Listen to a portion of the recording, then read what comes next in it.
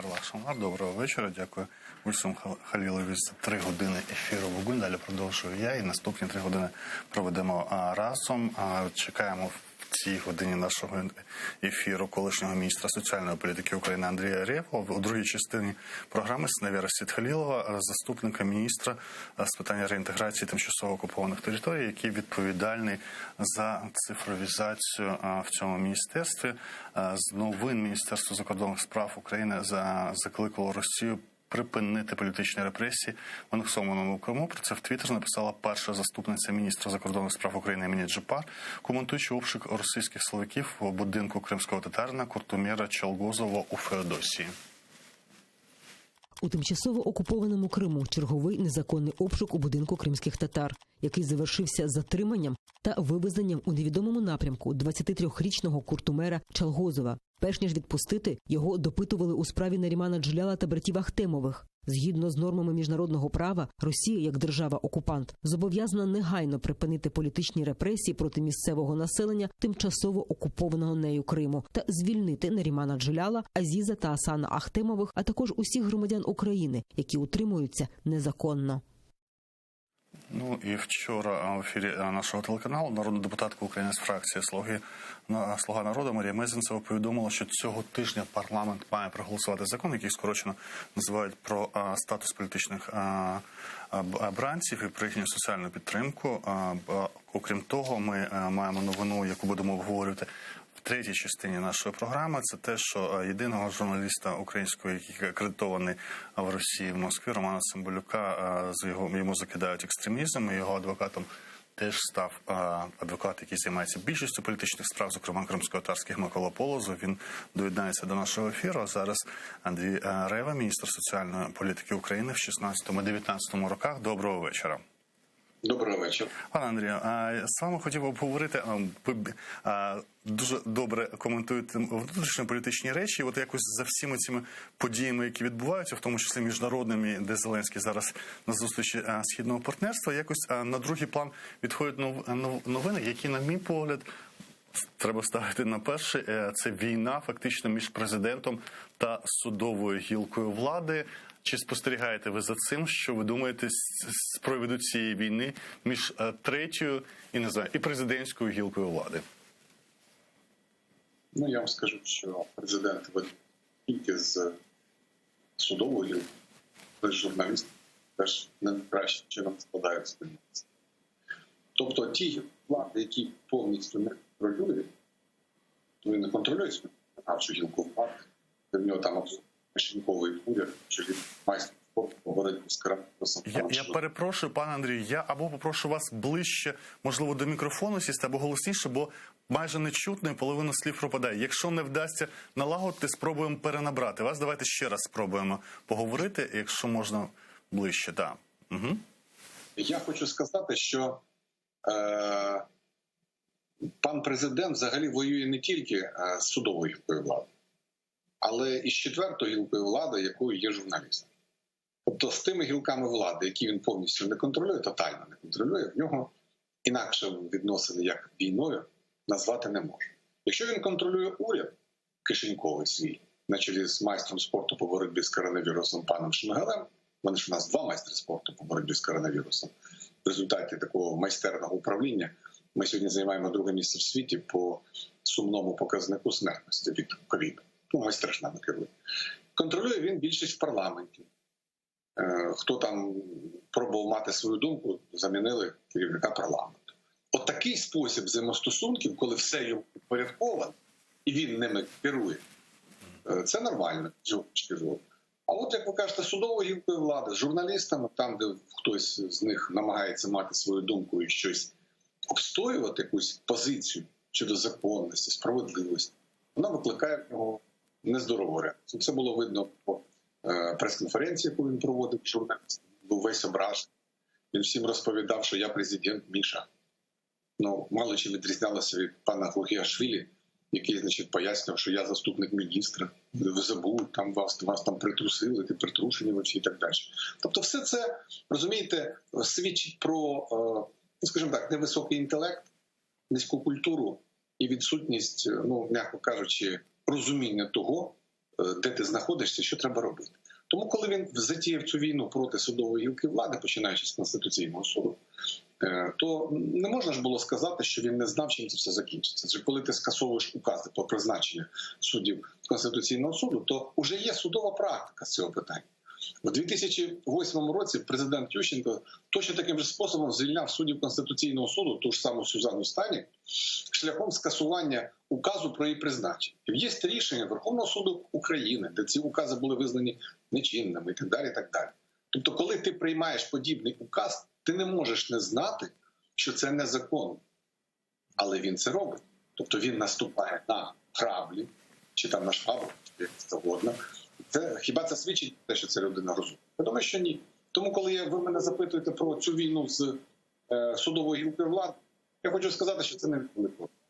Ну, я хочу нагадати нашим глядачам, які, можливо, не спостерігають. Дійсно, президент скасував укази про призначення 2 суддів Конституційного суду дочасно, і це викликає дійсно таку правову колізію, цей механізм позбавлення їхнього статусу. Але коли він призначив за своєю квотою цих інших 2 представників, Конституційний суд відмовився приводити їх до присяги і фактично заблокував це. А вже Верховний суд України, в свою чергу, визнав ці рішення по президенту по призначеннях, по скасуваннях незаконними.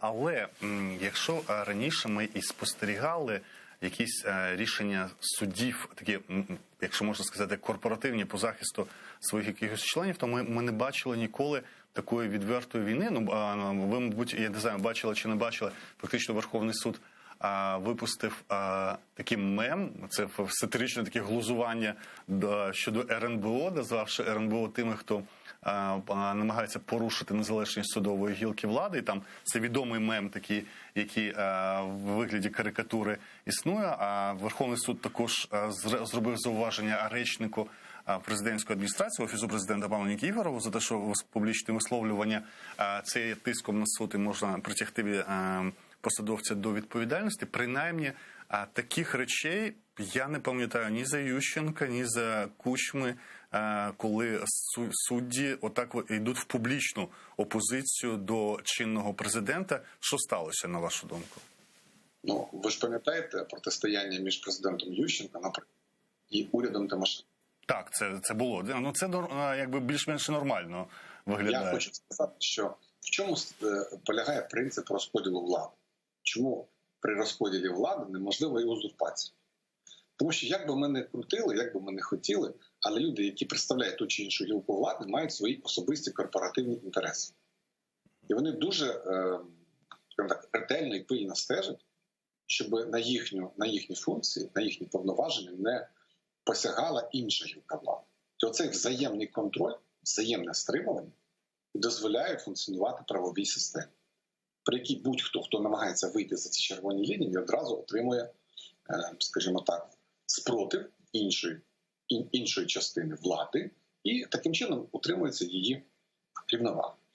Я, до речі, вперше зрозумів цей принцип, коли був в Сполучених Штатах Америки. Пам'ятаєте, у нас завжди було гасло «Спочатку думай о родині, потім о собі». І тому от нас робилися наголос на якихось суспільних потребах, і, мовляв, люди повинні бути свідомими і завжди думати спочатку про щось загальне і велике, а потім про свої особисті інтереси. А от американці зовсім інший підхід. Вони виходять з того, що своя сорочка ближче до тіла, і люди завжди зацікавлені в охороні, перш за все, своїх інтересів.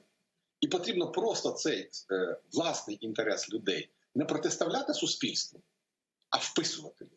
Ну, приведу простий приклад. От уявіть собі у нас. Що у нас відбувається? Написано не ходити по залізодорожній колії, бо це небезпечно для життя. І всі ходять. Але напишіть, ходити заборонено, штраф 500 гривень. Чи там 100 гривень. І якщо ви когось навіть оштрафуєте на 100 гривень, він дуже перестане ходити. Або буде ходити так, щоб ніхто тебе не бачив. Чому? Тому що йому свого життя не шкода, але 100 гривень заплатити штраф, це вже, вибачайте, боляче, на це вже йти не можна. От в американців найбільша стаття видатків їхніх – це їхнє медичне страхування. І що цікаво, ви за один і той же набір медичних послуг можете платити різну суму.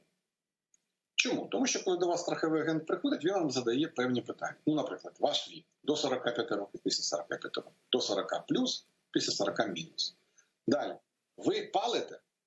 Да. Мінус. Ви вживаєте алкоголь? Так. Мінус. Ви спортом займаєтесь? Ні. Мінус. І так далі. І от в залежності від цих факторів ризику, одна й те самий набір медичних послуг ви можете заплатити вдвічі більше або вдвічі менше. Ви хочете платити менше, ви повинні прибрати фактори ризику. Ось чому в багатих районах, там, де живуть багаті американці, ви побачите, як вони всі бігають зранку, ввечері. Ви подивитесь, як вони харчуються, вони дуже обережно до цього ставляться. Що вони ніхто практично не тютюн не палить і так далі. Так далі. Чому? Та тому, що це абсолютно чітко в їхніх особистих інтересах. І оцей інтерес особистий, він вписаний в загальну систему. Люди стають здоровішими стає суспільство. Так от, коли ми говоримо про змагання різних гілок влади, ми повинні пам'ятати, що от судді чому, ви кажете, вони там захищають свої корпоративні права. Да. Але коли вони це роблять, протистоячи тому, що в їхню діяльність втручається незаконно президент України, вони ж фактично захищають не тільки себе, вони захищають принцип законності, тому що в них сили немає, але в них є можливість приймати рішення обов'язкові до виконання. Те ж саме, що робила Тимошенко, коли Ющенко втручався в її компетенцію, вона теж намагалася його стримувати і так далі, тому подібне. І тому, коли ось різні гілки влади, судова, виконавча, а скільки раз парламент з урядами різними підтірувався, дуже багато разів. І саме це дозволяло зберегти баланс влади, баланс інтересів і зберегти нашу країну демократичною. А що робить зараз Зеленський? Він підім'яв під себе виконавчу гілку влади, він підім'яв, намагається дотиснути законодавчу гілку влади. І в нього залишається що? В нього залишилось дві сили, які йому, скажімо так, повністю не підконтрольні. Це судова влада і це влада журналістів, влада ЗМІ. З ким він зараз і воює. Так що тут логіка дуже проста. Він хоче узурпувати владу і воює з тими, хто так чи інакше чинить йому спротив. Пане Андрію, в демократичному світі оці перепалки між прем'єрами і президентами, вони дійсно, навіть на нашій пам'яті ми згадаємо, нещодавно, коли був візит прем'єр-міністра Хорватії в Україну, якраз коли була така напруга щодо можливого вторгнення Російської Федерації, президент Хорватії критикував прем'єра за цей візит в такий складний час, і вони перепалку зробили навколо України. Ми бачимо в Чехії, президент Земан і уряди – це зовсім різні погляди, світоглядні бувають. І це нормальна позиція з судовою гілкою все ж таки.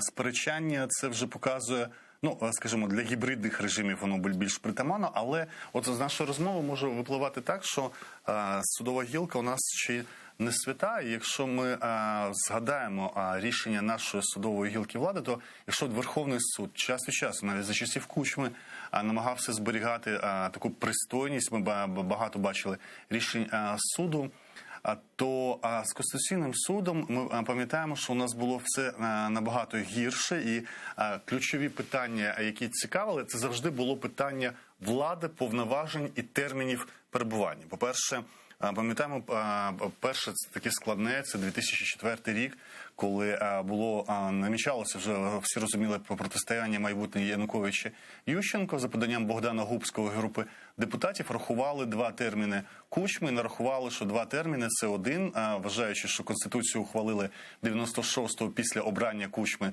94-го, вирішили, що це той термін не вважається, і створили для Кучми можливість 3-го терміну, яким він, щоправда, не скористався.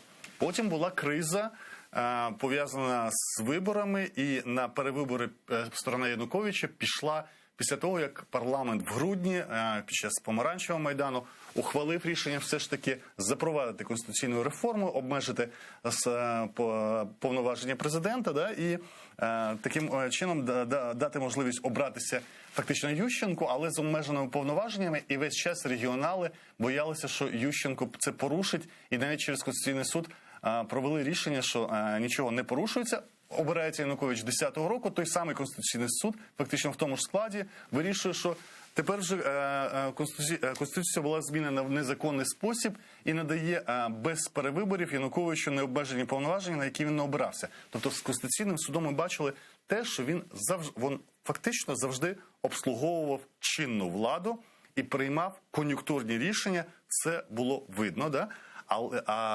Тому і це дозволяло говорити, що завжди домовлялися і на відкриту війну з чинною владою не йшли. Що дозволяє зараз Конституційному суду встати в таку позицію? Чи дійсно у нас відбулася якась така реформа, що вона унеможливила тепер втручання або якось гарантувала небезпеку суддям? Що сталося? І чи не погоджуєтеся тут з паном Даниловим, хоча б в тій частині, що вони влаштували корпорацію?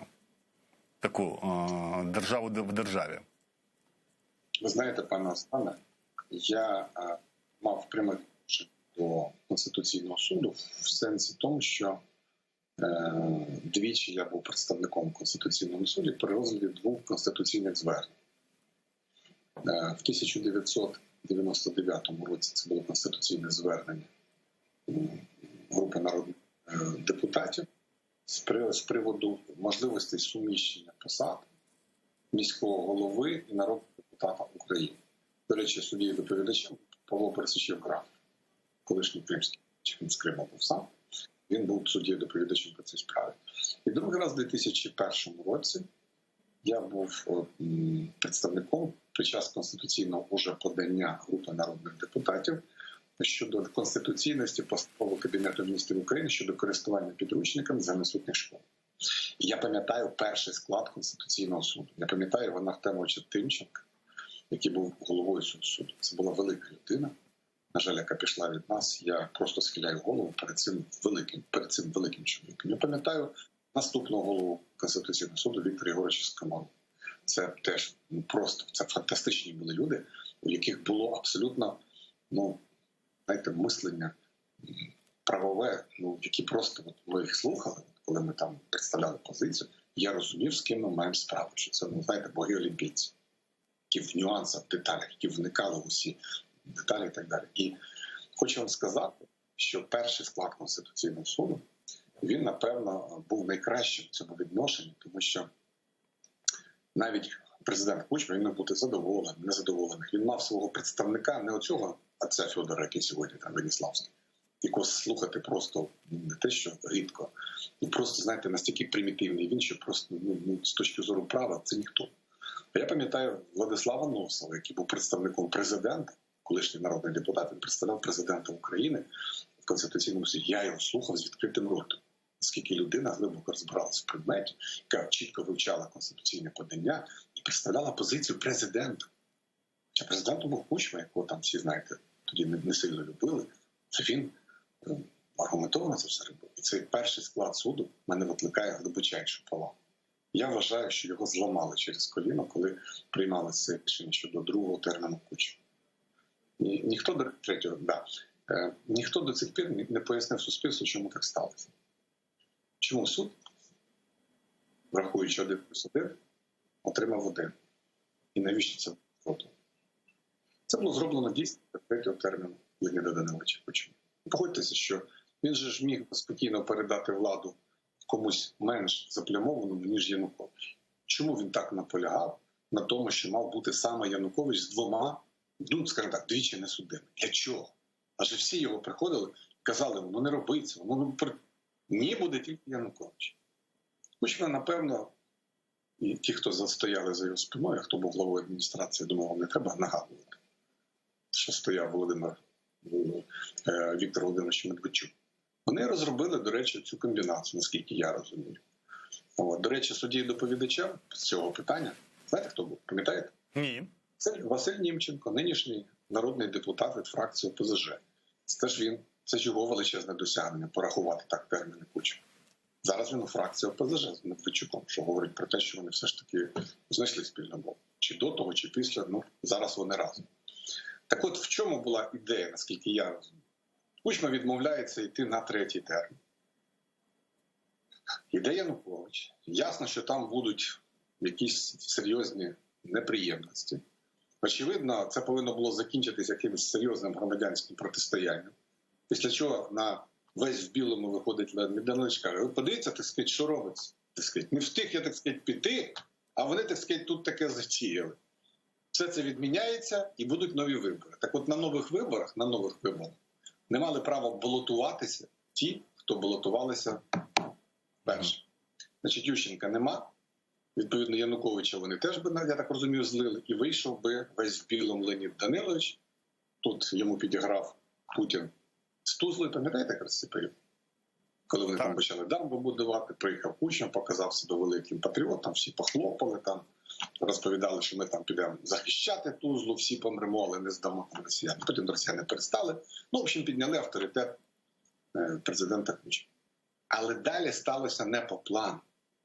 Коли люди побачили фальсифікацію, вони всі вийшли. І от в умовах громадянського оцього активного руху, пам'ятаєте, до Кучми прилетіли тоді Хав'єр Солана, керівник НАТО, і всі інші. Кучма вийшов і сказав: ну так сказати, сразу бо так сказати, і сказали б все, як має бути. Проведемо тепер не повторні вибори, а повторне голосування. Коли Верховний суд, до речі, це теж вважається одним з таких дивовижних рішень суду в Україні. Це Верховний суд зробив, до речі, це Верховний суд зробив. Так. І перед тим, як третій тур був, ви пам'ятаєте, Конституцію змінила Верховна Рада. Абсолютно в законний спосіб. 402 голоси, до речі. І з 450 – 402 голоси. Проти голосувала тільки фракція блоку Юлії Тимошенко. Вони голосували проти. Решта всі проголосували за, і конституційні повноваження президента були обмежені. До речі, це ідея була і президента Кучми. Він сам розумів, до чого може призвести така необмежена влада в руках однієї людини. А далі сталася біда. Термін конституційних повноважень суду 9 років.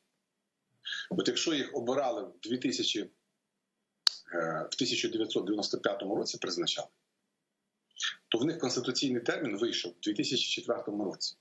І зміна президента співпала з зміною складу Конституційного суду. І новий суд, до речі, керівником його був пан Домбровський, вони за рік своєї роботи, п'ятий, вони не прийняли жодного рішення. Жодного.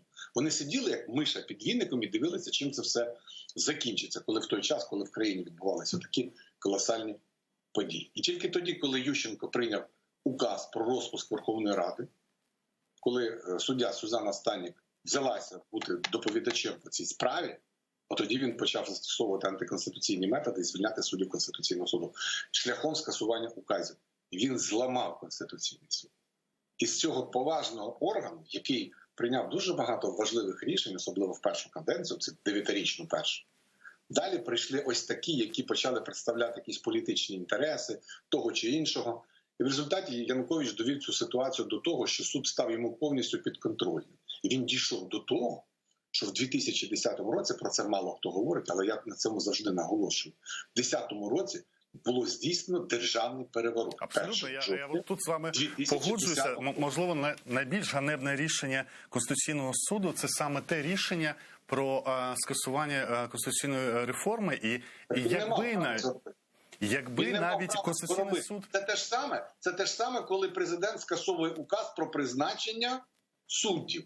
Уже вона стала частиною Конституції, і якщо ви скасовуєте той закон, це не має ніяких юридичних наслідків. Зверніть увагу, Верховна Рада повернула дію Конституції простою постановою. Вона сказала: все, незаконно Янукович діяв, спираючись начебто на норми Конституції 96-го року. Ми живемо по Конституції, яка була змінена в 2004 році. Для цього не потрібно було спеціальної процедури. Просто визнала Верховна Рада, що було здійснено конституційний переворот. І Янукович є зрадником з 2010 року. Тому коли оці всі Януковича посіпаки, які зараз теж виступають скрізь і розповідають про переворот на Майдані, так ні, це не був переворот. Це якраз люди захищали Конституцію, яку порушив Янукович. І тут ми приходимо до того, що незважаючи на те, що в 2014 році країна вирішила все ж таки більше не давати надмірних повноважень одній людині. І вже нібито погодилося, що демократія – це завжди суперечки, противаги і баланси. Тим не менше, результати виборів 19-го показали, що народ сам хоче такої монолітної структури влади, те, що ми називаємо монобільшістю, і президент, який фактично не має повноважень тих, якими користуються, став, ну, у нас де-факто погоджуєтеся, що президентська республіка відновилася. Я хочу сказати, що Ігор Гудерман, який написав «Гаріки на кожен день», він написав наступне. «Как просто украсть у народа свободу. Ее просто нужно доверить народу». От нас часто закидають, що в Америці нема демократії. Ну, уявіть собі, вибори там непрямі. Кандидат може набрати більше голосів, ніж його конкуренти, програв. Чому? Тому що спочатку люди вибирають виборщиків, а далі виборщики обирають президента. І якщо ви там навіть на один голос в штаті набрали більше, ніж ваш конкурент, всі виборщики, вони ж не пропорційно діляться, да? А всі вони голосують за вас. І тому задача полягає в тому, щоб перемогти в якомога більшій кількості штатів. Тоді ви стаєте президентом. І всі сварять американців, ну як це так, от що це так, як це так. Так от якби у нас така система була, Янукович ніколи б не був президентом. Тому що він переміг в меншій кількості областей України, навіть у 2010 році. Знаєте, коли ми говоримо про те, що права повинні бути безмежними, якщо немає жодних обмежень, то це неправильно. Пам'ятаєте, як хуліган захищався на суді і казав, я вільна людина і маю право кулаком махати в будь-якому напрямку. Йому кажуть, твоя свобода дій твого кулака обмежена положенням носа твого сусіда. В той час, коли твій кулак чіпає ніс твого сусіда, ти порушуєш вже його право. І тому ти хуліган і будеш нести за це відповідальність. Так от, якщо ми хочемо, щоб будь-яке право, будь-яка свобода діяла, вона повинна бути обмежена. І оце обмеження може бути двояке. Якщо в країні є висока правова культура, діють інституції, і люди знають, що можна, а чого не можна, вони самі себе обмежують законом, да?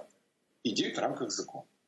І другий варіант, коли люди вважають, що можна робити все, тоді для того, щоб вони діяли в рамках закону, повинен бути державний привід. Тобто, чим вища правова культура, вища свідомість, вище поняття моральності в суспільстві, тим меншим повинен бути зовнішній вплив, тобто державний привід. Я хочу попросити вас трошки стисліше, бо в мене кілька ще запитань. Одна з них, друга частина, пов'язана з откровеннями Богдана, колишнього керівника Офісу в інтерв'ю Гордону. Ви, мабуть, теж про це бачили. І тут, як до міністра соціальної політики, це про соціальний захист депутатів. Ми почули про те, що здогадувалися, але коли це каже колишній керівник адміністрації, починаєш цьому більш сприймати це серйозніше. Про зарплати в конвертах в $20 тисяч у депутатів від «Слуги народу». Проблема була завжди. Це в Україні, принаймні, після 2014 року частково нова влада вирішила це. Наражалася багато на критику, але нові структури, як там антикорупційна прокуратура, НАБУ, деякі міністерства, які працювали в тому числі за підтримки міжнародних грантів, вони підвищували досить сильно державним службовцям. Ми бачили зарплати в 150, в 200 тисяч гривень. І суддям, до речі, так порушували. З депутатами так не склалося. І всі одразу наражалися на критику, що депутати мають жити як обранці народу. Ну, такі популістські, да? Як решта, а ви подивіться, як живе лікар або там водій. І в результаті ми залишили зарплату депутатів близько 28 тисяч гривень. Там є у них ще інші надбавки до виконання, але ми розуміємо різницю між 28 – це $1000, да, і 20 тисяч.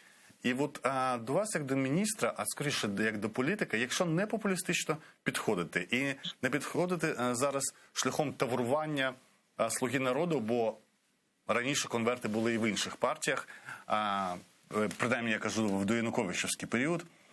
Що є нормальною зарплатою для народного депутата, яка вона має бути, якщо не покладатися на популістичне гасло, треба жити як решта народу? Ви знаєте, я колись мав... По-перше, я просто скажу, я ж не був просто депутатом. Я не був депутатом. Коли я був міністр, я не балотувався. Так, після міністра. То у мене ця тематика з зарплати пішла хоча б тому, що я просто не був депутатом. Навіть якщо б хтось хотів щось зробити на підсенс, міністру щось носити в конверті за те, щоб він щось голосував, що я голосую в Верховній Раді України. Але я от пам'ятаю свою розмову з одним ветераном, який от мені розповідав, що ці депутати і так далі, і тому подібне, треба всіх. Я кажу, ну давайте тоді серйозно. От ви чесна, порядна людина, я вас бачу. Ви б не стали? Ні, я точно не крав. Вже прекрасно, ми вас вибираємо депутатом, і замість тих всіх поганих депутатів ви заходите в зал Верховної Ради. Правильно? Правильно. Далі ми кажемо, що раз ви чесна і порядна людина, ви теж будете отримувати мінімальну заробітну плату. В той час це було 3200 гривень. Так, це буде чесно, щоб ви жили як народ. Кажуть, так. Кажу, чудово. Скільки вам потрібно? Привілеї ж ми теж скасуємо? Так. Значить, жити ви повинні винаймати житло в Києві, тому що 2 тижні з 4 ви повинні жити в Києві. Ви знаєте, скільки, кажуть, коштує просто винаймати однокімнатну квартиру? Тоді це було порядка 6 тисяч гривень. Це 2 ваші мінімальні зарплати. Далі ви ж повинні їздити з свого округу сюди, в Київ. Ну як же, з народом, ви ж повинні спілкуватися. Це все теж за ваш рахунок. Порахуйте, скільки коштує проїзд звідси, з Вінниці, наприклад, до Києва і назад. Ви повинні харчуватися, ви повинні діяти в інтересах виборців, писати різні запити і так далі, робити телефонні дзвінки, відповідати і так далі. Ви можете порахувати, скільки в місяць може обійтись така діяльність? І якщо ми її повісимо на цих 3200 гривень, які ви отримуєте, ви зможете виконувати обов'язки за цю суму? Він каже, ні. Кажу, тобто, якщо ви будете жити на одну зарплату, ту, яку ви пропонуєте, ви не зможете жити і працювати чесним депутатом. Правильно? Одне з двох. Або вам потрібна держава, щоб вам підвищила до нормальних якогось порогу, або ви будете отримувати від олігархів в конвертах гроші. Що вас влаштовує більше? Він мені каже, звичайно, потрібно, щоб ви чесно платили. А от скільки чесно платили? Тут є питання. Тому що коли я чую, що, мовляв, от депутати там отримують 40 тисяч гривень і цього мало, то вони б побоялися трошки Бога. Тому що повинно бути співвідношення між мінімальною заробітною платою, яку в країні люди отримують, і ті зарплату, яку отримують, скажімо, народні депутати в Україні. І не може так бути, щоб ця зарплата відрізнялася в десятки разів. Вона повинна бути чітко регламентована. І, до речі, те ж саме стосується чиновників топ-рівня, міністерського, регіональних і так далі. Повинна бути в даному випадку, коли мова йде про бюджетне фінансування, чітка градація, чітка залежність. І тоді вони будуть думати, як піднімати тим, хто найнижче знаходиться, а не думати про те, як підняти собі, а що там буде внизу, їх не хвилює. Подивіться, що зараз відбувається. 4 мільйони пенсіонерів із 11 отримують пенсію в районі 2000-2600 гривень. 4 мільйони пенсіонерів.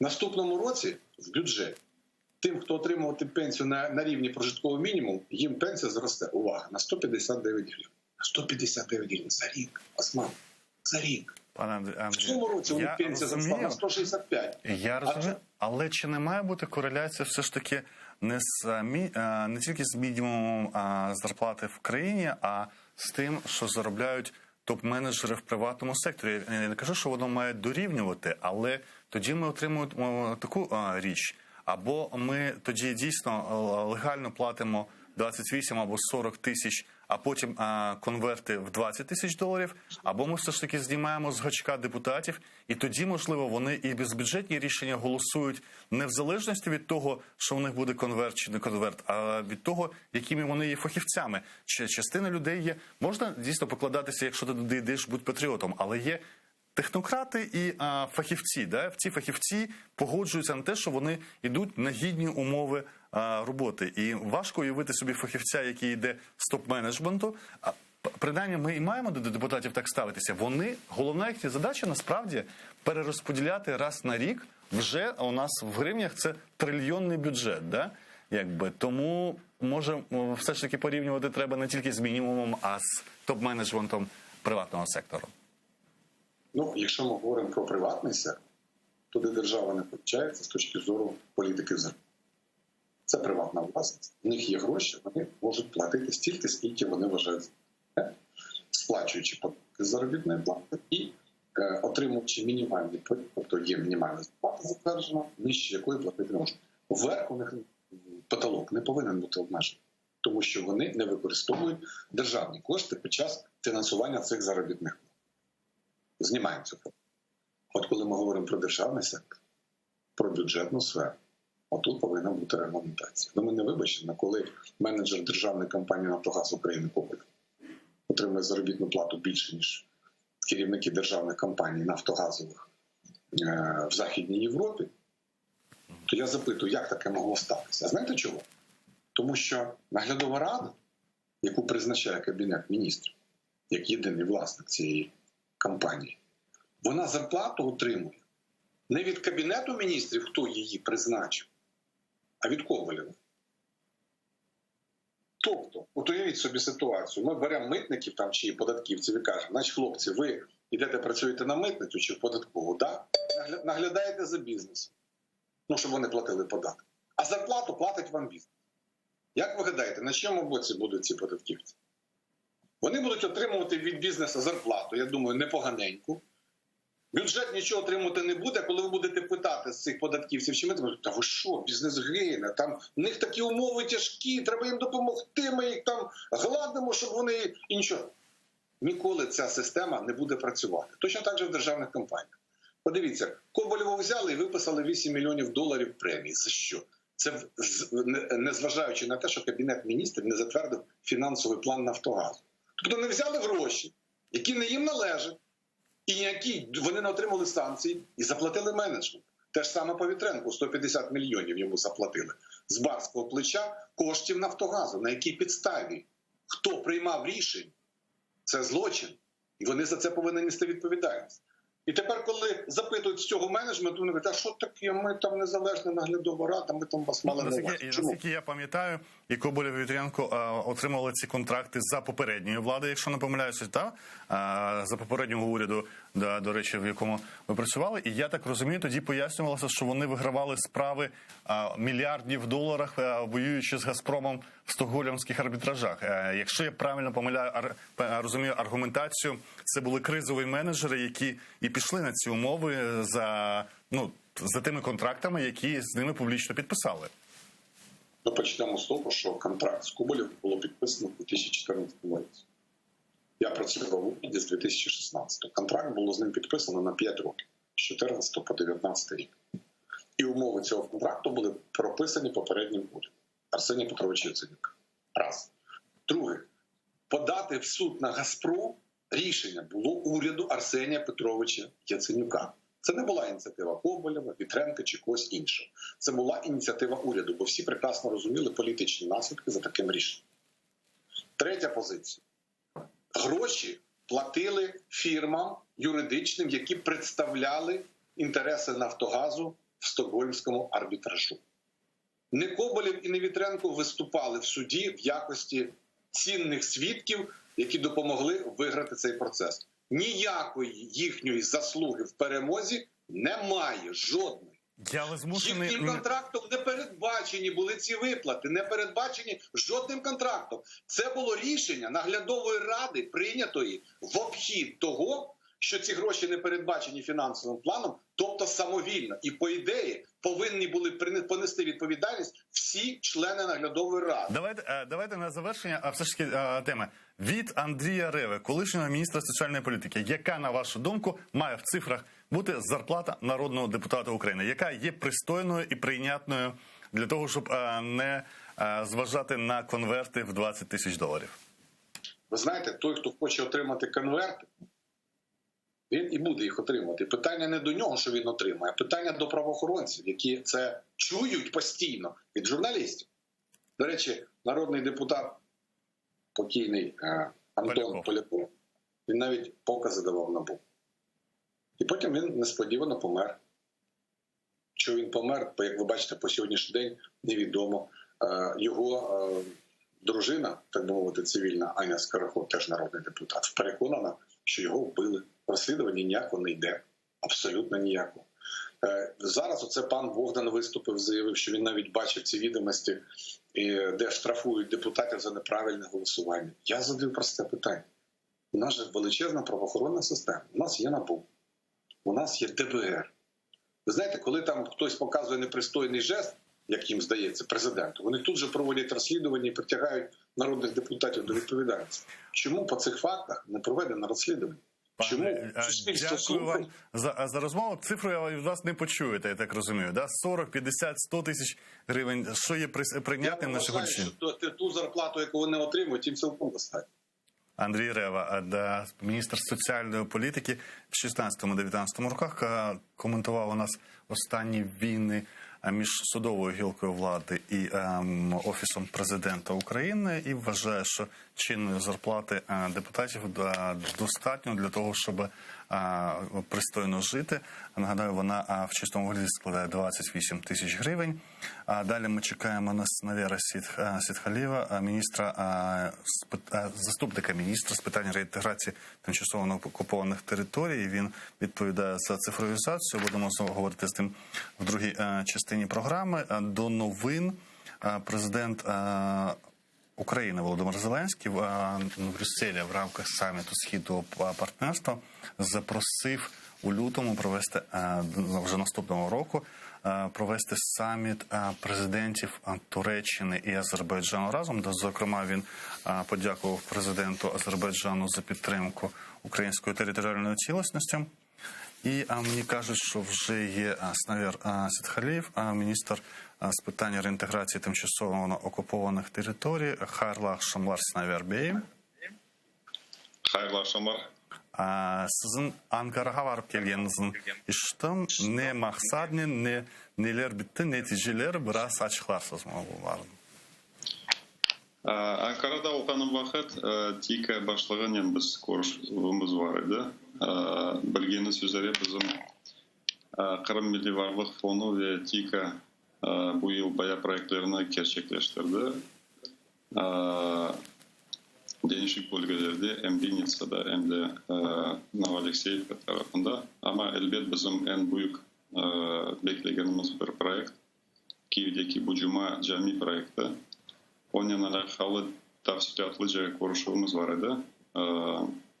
Bilginiz üzere fevral ayında Ukrayna ve Türkiye ile beklenilgen yukarı zirve olacak. Yukarı stratejik zirvesi. Sırasında işte Sayın Erdoğan Bey'in Kiev'e gelmesi beklenili. Onun için biz bu ziyaretke hazırlığımızı laf ettik TİKA'nın beraber. Hem TİKA tarafında hem de bizim bu Kiev Belediyesi tarafında ruhsatlerin daha da tez verilmesi boyunca öyle bir konuşmamız var idi. Şimdi ayıraq iki meselene var. Birçok insanların meraklandırgan bu evler meselesi, 500 konut meselesi birinci aşamada, ikinci aşamada daha 500 olacak degenediniz. Bu studiyaya gelgende ikincisi evet cami meselesi o daha erteden anlaşılgan şeydi. Yanılganıma göre Rinat Ahmetov'un tarafından bağışlanan bir toprak baradaki şehir merkezinde. Şimdi o toprak hakkında ruhsatlar verilmiyor mu? Şehir hakimiyeti daha ruhsatlarını vermedi mi? Ve ne için verilmedi? Çünkü bunda şehir belediyesinin vekilleri olganda bu vekilleri şehircilikten uğraşan şehir, kuruculuktan uğraşan komissiyanın vekilleri bile bu haqda bilgisizler, haberdar değiller. Elbet, yani men bilmiyorum kimler hakkında siz... Zoya Yarış gelgeni de, Zoya Yarış bu studiyadaydı. O tamam bu şehircilik, kuruculuk komissiyasının azası olğan için ondan soradım. Haberdar değil. Demek ki hepsi vekiller bile bilmiyor bu haqda, bu bela hakkında. Vekillerin bilmemesi belkim bilmem yani. Çünkü şehir belediye şurasına da götürülmedi bu mesele. Ama elbette belediyenin bu meselelerine bakan mimarlık komisyası elbet iki kere bu meselesine baktılar. İki kere de yani belli bir sebeplerden üzere yani onu geri çevirdiler. Onun için bu... Sebeplerini anlatalar mı? Ne için geri çevirilir bu meselene? Elbet şehrin eski gen planı var, bir de yanı gen planı var. Eski gen planına göre bu arsanın kullanım amacı sanayi olarak belgileniyor. Yani gen planda bizge uygun bir kullanım amacı var ama yani gen planın ne vakit şuraga geçirilmesi o sual yani. Biz onu 2 yıldır bekliyoruz. Bayağı siyasi bir mesele. Bizge de her vakit aytalar yarın öbür gün öbür ay vesaire ama en son malumatla göre gelecek senenin bardi böyle bir şu mecliske çıkacak yani şehir meclisinde. Bakın birçok şehir hakkında yazan muhabirler diler Duymuyorum sizni. İştesiz mi şimdi? İştesiz.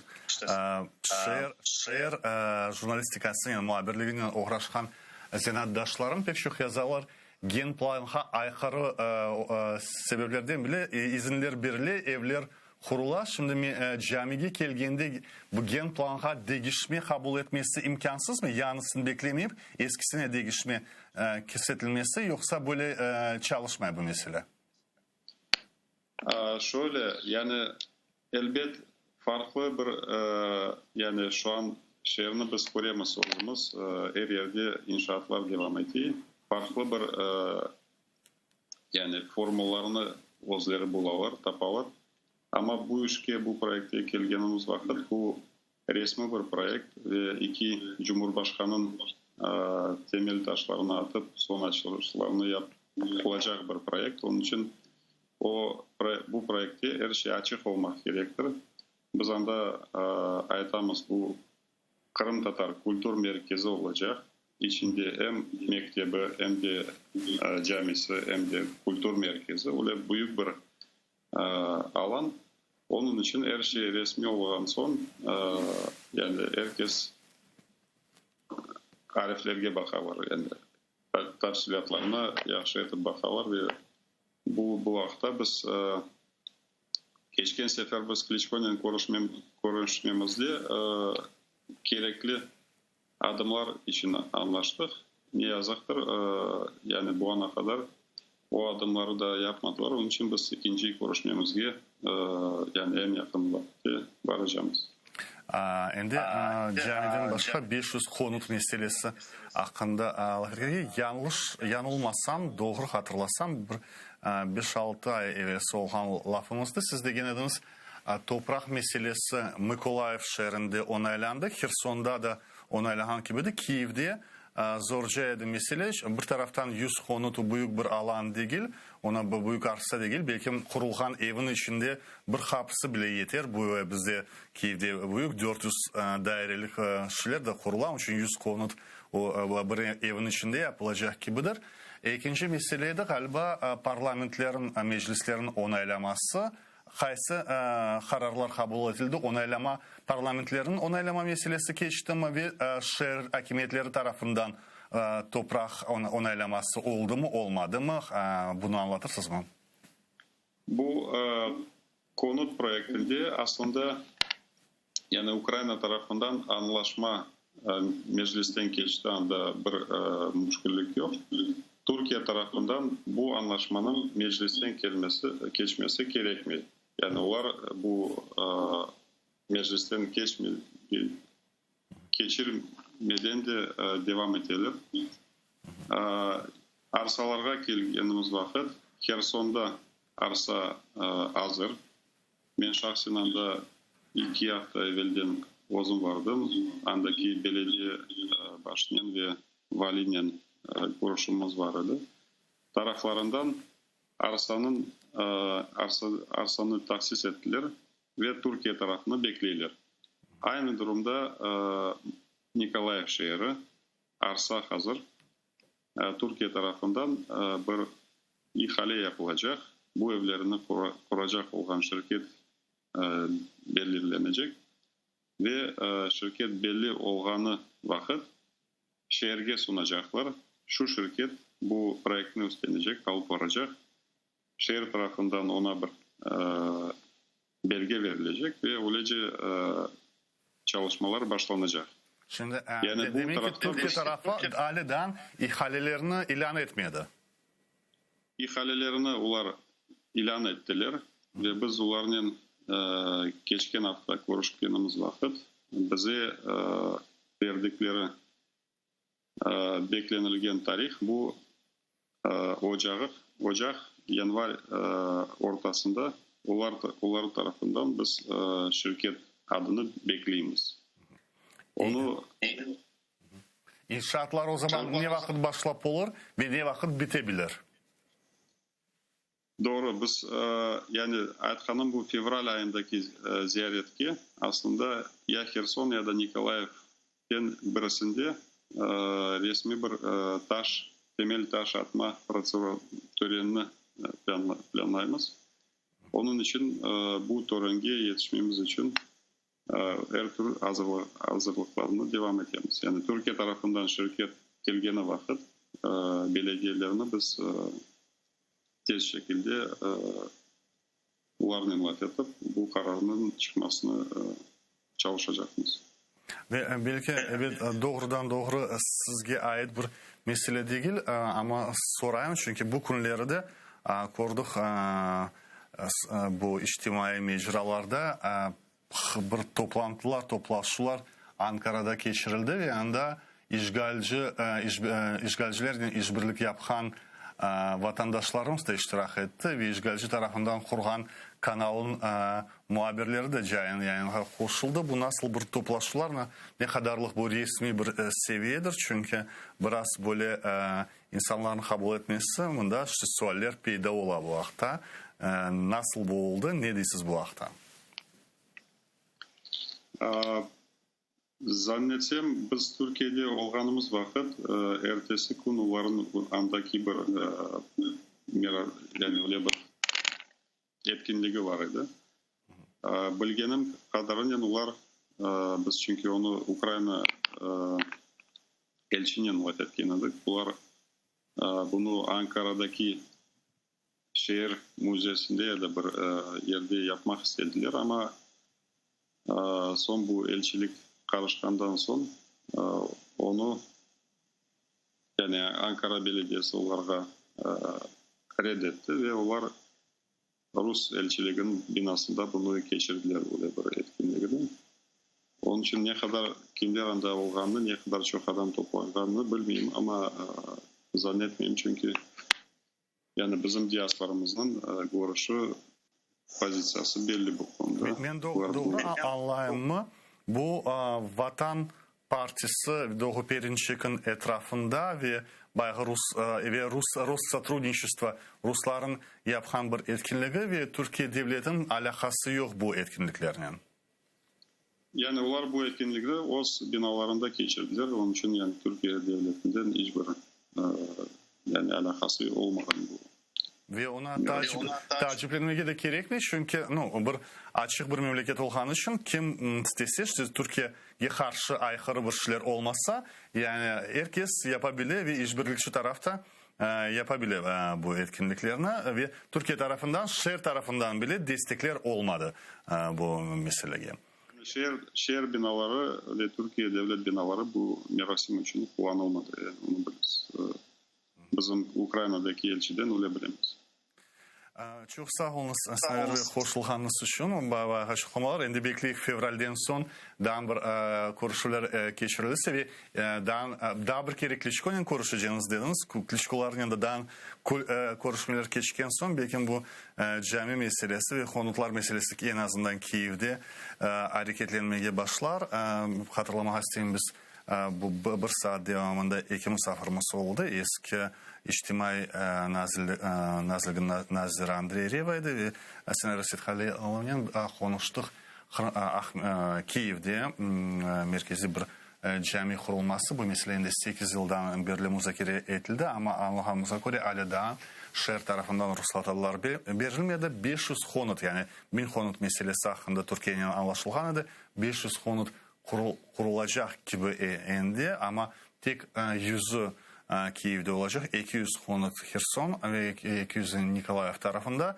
Bu şehirlerde yani Taşra tarafta Kırım'a yakın şehirlerde anlaşılmışsa koyda topraklar asır. Kendi Kiev'e gelgende bu mesele daha çözülmedi. Şimdi haberlerge geçeceğiz. Haberlerden son zamandan son kendi bu stüdyoda konuşacağız. Çok sağ olun.